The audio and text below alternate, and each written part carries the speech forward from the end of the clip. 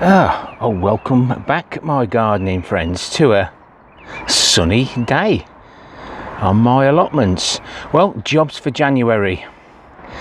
This doesn't account for everybody, myself mainly, but just a few reminders of what we do need to get done. And I do need to keep topping up my bin over there regularly by emptying one or two of these out at a time. They're settling quite quickly at the moment, but no doubt it will slow down, and it'll probably take till March to get rid of all these bags. And just while I'm thinking about it, while you're still here with me, a shout out for Clive's Conundrum Garden. This chap, this Clive, Jason and Colleen, they've been going about 8 months on their growing spaces, and fair play to them. They've watched my first video, second, third. They're on over 700 now, commented on every video, helping me, I'm helping them.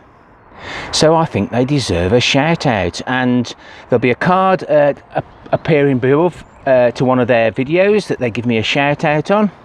And at the end screen there'll be something there as well for you to press, and then you can consider subscribing and watching the videos and say hello. Right, leaves, we need to get rid of those nice and slowly. Moving on to the greenhouse. Over the last 12 months it's just going a little bit green, so it needs tidying up, so we'll get the J's fluid out and give this all a good clean. I've just peeled back the plastic that stops the bags from drowning the wood chips around the outside. This needs all cleaning out, draining, making sure we don't get any frost in that little valve.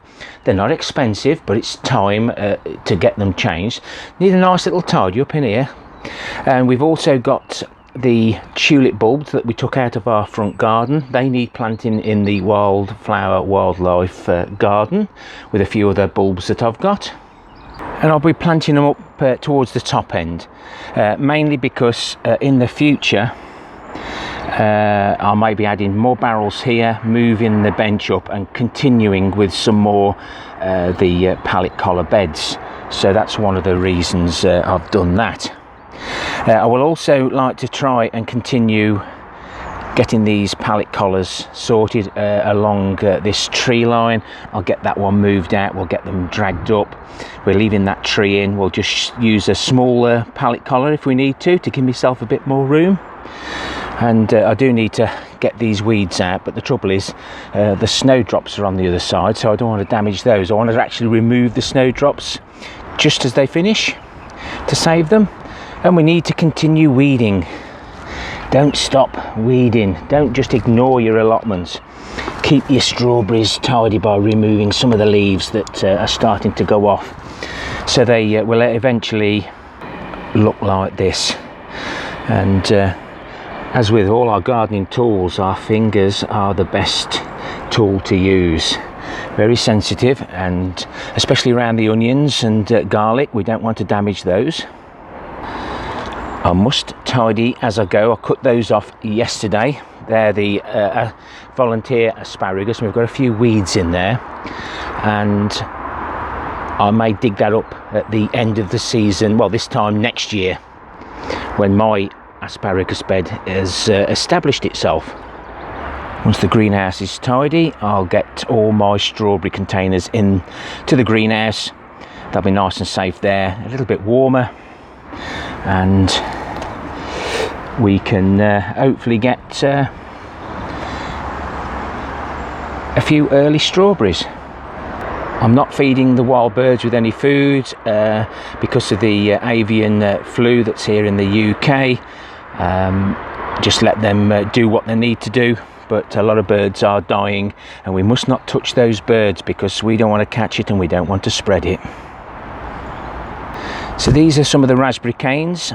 Now everything up to there doesn't need pruning because they're a summer fruiting variety. I cut everything off at the bottom. They did not fruit at all this year, so I know that they are now summer fruiting. Here's the autumn gold. That will be pruned in the next week or so. as well as the autumn fruiting raspberries along here. They're ready now. Everything's died back nicely. All the leaves have gone. I may leave it a little bit longer to do anything with the blackberries because there's still a few leaves on, but I will be looking for the brown dead wood or dying wood. I will remove, there's a good example there in the middle of the screen. We're removing that to give the younger shoots a chance to get going, and all the volunteers that have shot off in the footpath, they'll just be pulled out. The fruit cage will need lots of attention in January. We will get these all cut back. I'm going to grow them upright instead of a goblet type, so I'm going to need to tackle that, and I must get my supports in before they start growing. And most of these bushes, black currants and red currants, etc., we take 1/3 of the wood out, so we're looking for a 3-year-old wood. I've covered most of the beds. They've had some manure or some other little goodies. We don't want the rain and the winter to wash everything away, so I've covered those up now. Most of the beds are covered. Now I've left the asparagus, let that breathe, and we've got some timber ready. It'll never dry out. What a wet winter we've had. And I will need to get some of these potatoes out here. So we have some Sarpo Mira, they're my own saved seed, Picasso, Kestrel, the purple variety, pink fir apple, and some of the white variety that we found on plot 1. I want to take enough of those out, and here we have a broad bean, a volunteer, so the mice have taken it from way over there and planted it there for me. Naughty little mice, or are they good little mice? But nothing much to do down here. All the beds are nice. We'll just continue harvesting the Brussels sprouts. Some of them have passed it, but I'm going to leave them there. I want to see whether they blow anymore. Now I've taken the tops off, but all the tops are off now, and we'll take a full stalk home as and when Mrs. King gives me that look. It's critical that we keep supporting any brassicas that we're waiting for, like the claret sprouting broccoli. Give it the support and strength, and it'll pay more of its attention into giving us those florets instead of trying to increase its roots because it's swaying about in the wind. And if you've got a bad case of whitefly, just keep giving them a shake. Especially on a frosty day, when they land on the floor, they don't like their feet in the frost. But I've been shaking those regularly now, and hopefully they'll start growing again, but they'll soon go to seed, so we need to keep harvesting. This won't be one of the jobs in January. The parsnips will probably last me through till March, and then we can move this over. But I've got one of the polycarbonate panels that we've got out of skips, etc., ready to create a window. It's probably going to be a fixed window, Enviromesh, and then just a little framework, and during the winter months I'll just screw that on. I don't think I'm going to need to have it being opening and shutting, but I can always change my mind later on. Again, onions, garlic, keep removing the weeds. They don't like sharing the same bed as a weed, and like I've said before, we can just keep agitating the soil, and if we're careful enough we won't damage any of the shoots. I've done this part of this, but using our fingers, less chance of damaging the new growth. Some of these beds will need topping up. These 3 beds definitely. I may top this one up as well using some of the soil from out of those blue plastic containers where we showed you those new pallet collar beds on plot 1. Letting that stay in here so it can dry a little bit, so that it's easier to sieve. No action on the broad beans other than the ones I've got stacked on top of my compost bin. that they've started germinating. So I'm thinking in the future to create a hotbed on my leaf mould using any polycarbonate sheets we've got spare after this finishing this build off in the winter, early spring, to create some hotbeds. I'll show you before we leave today the difference between those and the ones in the compost bin.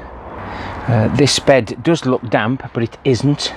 I let it dry out, and it's taking for an age to get it wetted up again. The strawberries were suffering.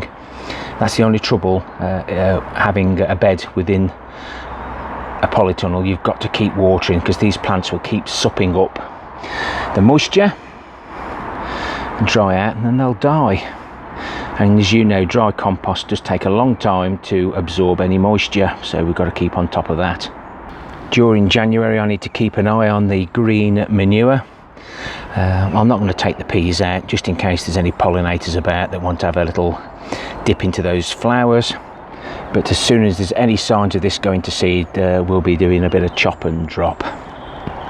This time of the year I'd be trying to fill my tanks at the bottom, halfway down the allotment, but I don't have to now because of the gravity fed siphon effect of getting the water around. So the water comes out down into that one and then shoots all the way around, so I can access water there and here. Oh, it's a bit windy, guys, just blew you about a bit then. And the same there. And then when we've moved this parsnip box, we can put another 4 barrels there, so that'll free up that space there. It's only a little bit further to walk. Good exercise. January can be a very busy month. I've got to create a door on here using some polycarbonate, some Enviromesh, and eventually some plastic. I think I've still got some green plastic from the door from this, so I could perhaps use that there as a temporary measure. But I've got to create all the workstations using the wire that we salvaged from one of the skips. That's the wire mesh that you find on the motorway bridges. And if we haven't got enough to do, we must ensure all our pots are washed. The rain's been so heavy, it's cleaned them again, but that's the barrel I used for washing all my pots, and even that's full, and that's only supposed to be half full. And what I do with that, I empty the water out, the clean water at the top, and then use all the water with the silt in to water the plants there, and then the silt can go back into our growing spaces. During the storms I found this on a neighbour's plot, and it should be on the top of the roof there, so we need to get that done as and when, but it needs to be dry. And another job I need to do is wash this guttering and then start fine sieving the compost ready for the long roots. Connect up the new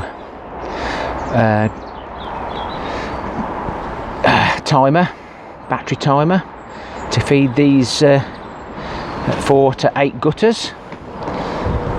So we're back at the leaves, but when I empty the bags, it's surprising how much heat's in the middle of these bags, so no doubt that's giving off some heat.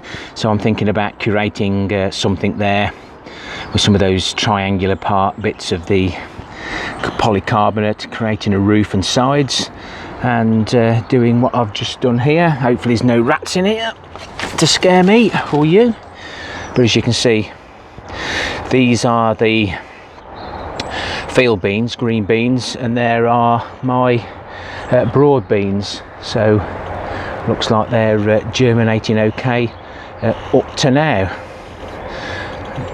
And I've just been lifting the cardboard up. Hello.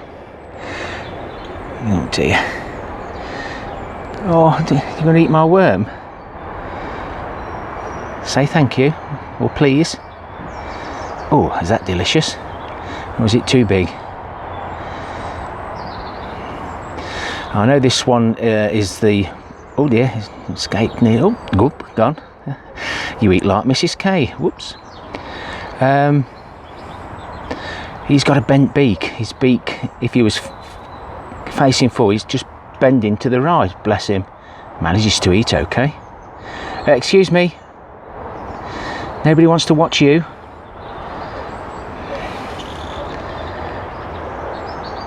everything in here is supposed to be helping this compost down. Come on, we've got to go. Come on, come on. Oh dear me. Come on. Oh dear me. That's the third visit from my Robin. I think he likes the camera, guys. So just looking at my camera, we're up to 15.5 minutes. I'm having to be very careful these days. My camera, my tablet's not working well, and I'm going to have to purchase another one. Had this one quite a long time, and if there's quite a few people do ask me if they want to actually buy me something. I've had somebody get me some seeds, somebody sent me some pennies the other day, and if anybody wants to help me buy a new tablet, by all means, it will be appreciated. I know a lot of you do like to help, and hopefully this one will last until I can afford to get one, hopefully within the next month or so. And thank you to everyone who watches my videos from start to finish. It does help me. Again, the card will be on the end screen for Clive's Conundrum Garden. Why not pay him a visit if that interests you, and consider subscribing. Maybe we can get into 100 subscribers, and my PayPal account is in the description below, and I will have lots to share in January, as long as it doesn't get too cold. Happy gardening to you all. Till next time, my friends. Ta-ra for now.